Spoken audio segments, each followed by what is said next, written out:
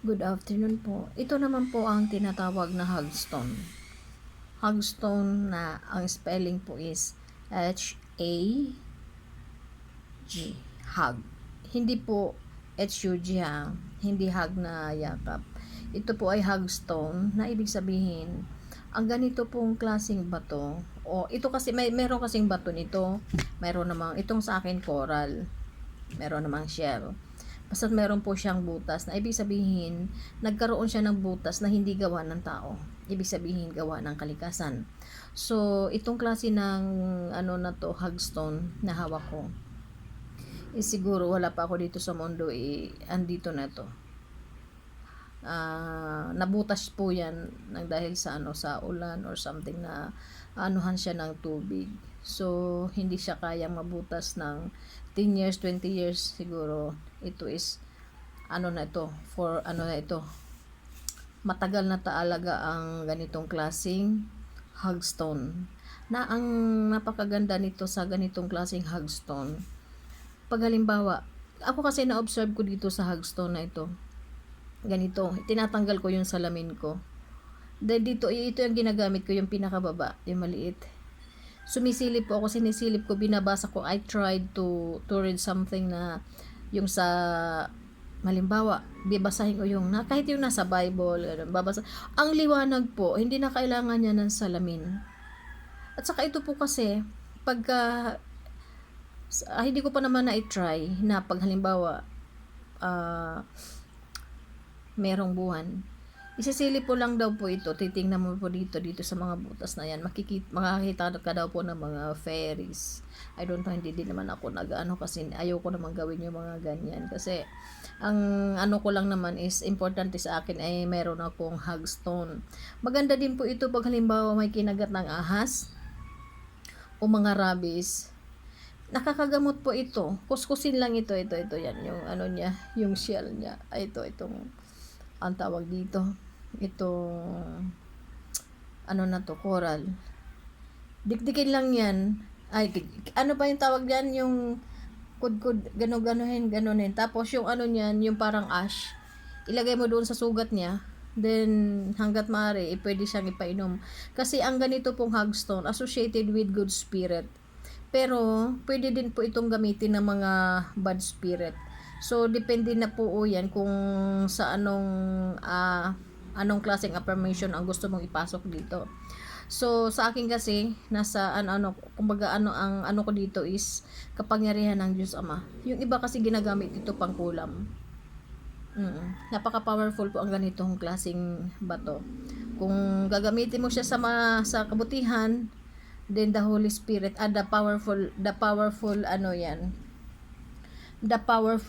from God will associate with this kind of hagstone.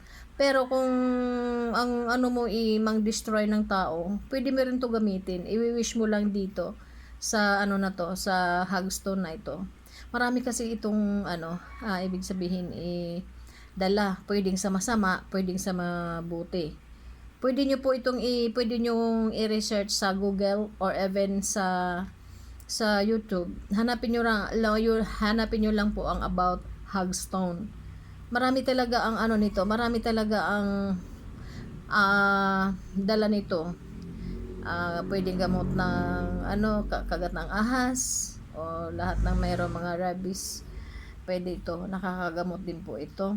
At saka ang kagandahan po dito, para sa akin kasi, maganda ito halimbawa, magaling siya sa yung parang sa third eye. Kasi, ito kasi, pag mayroon kang ganito, pag once na mayroon kang nakausap o mayroon kang kaibigan, that's why talagang alop talaga ako sa tao. Nararamdaman mo yan kung yung kausap mo traidor ba o mabuti ba siyang tao. Mararamdaman mo pa lang, unang aura niya pa lang, ikita mo na siya. Kasi yung ganito, naaaurahan mo na yung kaharap mo. Or something, merong mga taong merong masamang balak sa'yo, mararamdaman mo po yan. Kasi dahil dito po, ito po ay nagbibigay ng warning na mayroong something na darating. So ito talaga ay magbibigay po sa inyo ng tawag diyan. knowledge and wisdom. So magiging sharp-minded ka po. So hindi ka basta-basta na matatablan din ito ng kulam, kasi kulam barang or something na spells, bad spells. Hindi ka po matatablan kasi ito po powerful po ito. Ito po ay sa akin, associated by the Holy Spirit, by the power of the Holy Spirit. Pero kung barangan o mangkukulam, associated with the, black magic. So ito pwedeng gamitin sa mabuti, pwede pong gamitin sa masama. So ito dahil ako nga nasa, ibig sabihin nasa spiritual side na, spiritual na, ng Diyos Ama, hindi yung spiritual na galing sa kabilang ama. So ito po, maganda po ito kung mayroon po kayo. Makikita lang po natin ito sa mga seashore. Or mayroon din ito sa mga somewhere lang na mayroong mga remote areas na mayroong mga something like sapa o mga something, mga river. Makikita lang po ito everywhere. Pag mayroon po kayong nakita na bato na natural lang po na nabutas, keep it.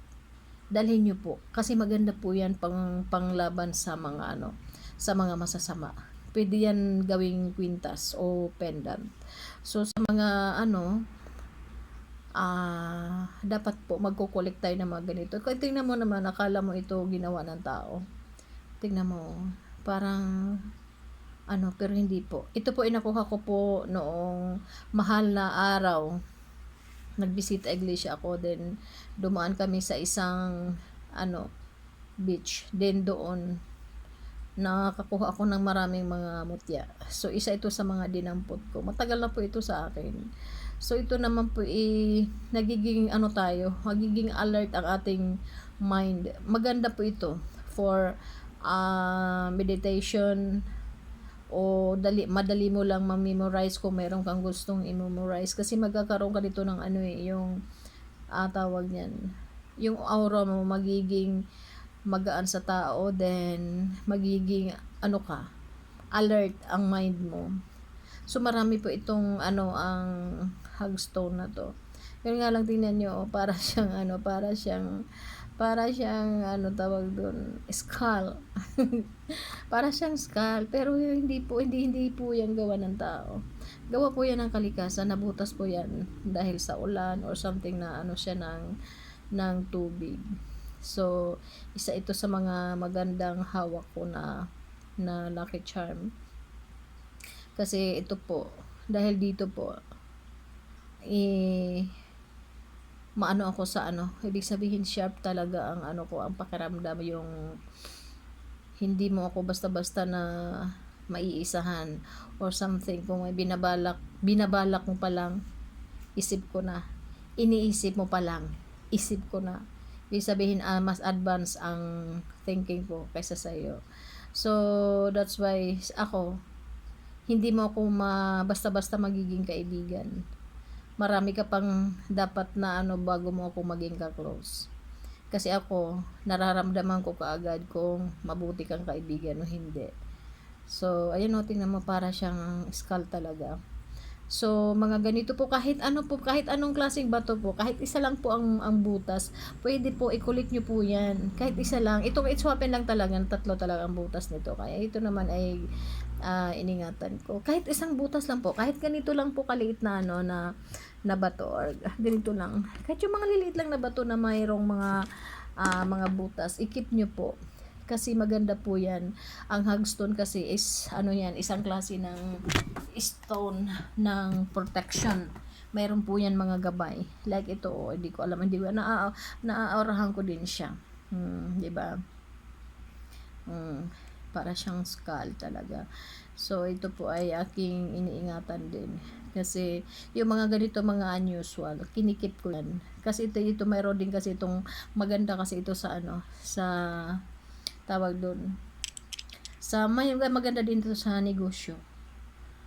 O mayroon kang mga online business, pwede ito. Kung mayroon kang mga katransaksyon, swak po ito. Kasi kumbaga makokontrol mo ang mind nila. So ibig sabihin, kung mayroon ka mang tawag diyan, katransact, madali mo siyang ma-negotiate kasi dahil dito po makokontrol mo po ang mind nila. So Hindi naman po yan, hindi na po kailangan ito ng prayer or something, devotion, kasi kusa po itong papunction.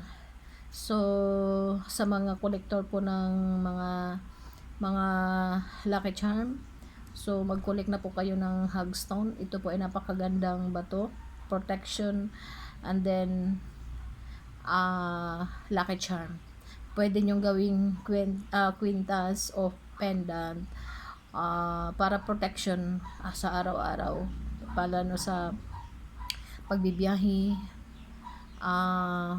maiwas sa mga disgrasya or something na mga bad elements, bad na mga tao, hindi sila mag-iisip ng masama sa iyo.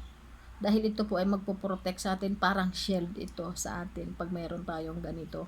So mayroon mga tao, maganda po ito kung nasa loob ng ating bahay.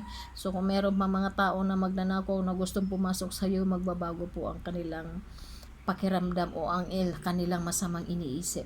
Dahil sila po ay makokontrol ng ganito. So, walang mga masamang tao na makakapasok sa loob ng bahay mo at walang makakapasok na bad spirit sa loob ng iyong pamamahay hanggat ikaw may hawak na Hagstone. Basta't pangkabutihan lang ang iyong papasok dito sa Hagstone na ito. So, ibig sabihin, sa loob ng bahay, safety kayo, o kung dala mo man ito kung saan ka man mapaparoon, ito po ay magpo-protect sa'yo. Mga hold-upper, mga snatcher, o mga bad elements na nagkalat sa lipunan, ayan po ay hindi makakalapit sa'yo at sila po ay mag-aalangan na nagawan ka ng masama. So, inuulit ko po, mag-keep po kayo ng mga Hagstone or basta kahit anong klaseng bato na nabutas po, halimbawa ganito, tapos biglang nabutas po dito, kunin nyo po yan. Kahit pinakamaliit na bato, basta may butas po, kunin nyo pa rin po yan dahil ang tawag po dyan ay Hagstone. So, gawin nyo pong pendant for protection and lucky charm. So, muli, thank you so much po sa ating lahat and good afternoon and God bless po.